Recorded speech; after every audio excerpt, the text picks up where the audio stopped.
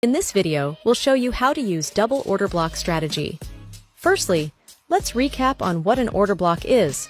An order block forms when there is a manipulation of the markets. It will cause an impulsive move in the price. The idea of an order block is for price to come back and retest the order block before continuing in its intended direction.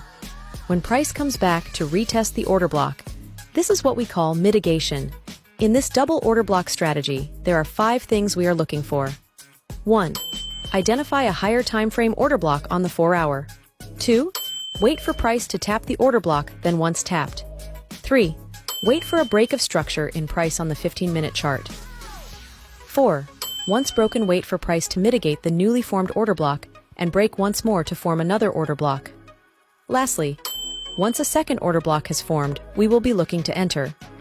Once the second order block has been mitigated, we will place the stop loss covering the second order block with targeting a 1:3 risk to reward ratio. Let's hop onto the charts to take a look. Over here, we have a 4-hour chart with a mitigated order block. When the price taps into the higher time frame order block, we wait for a break of structure in price.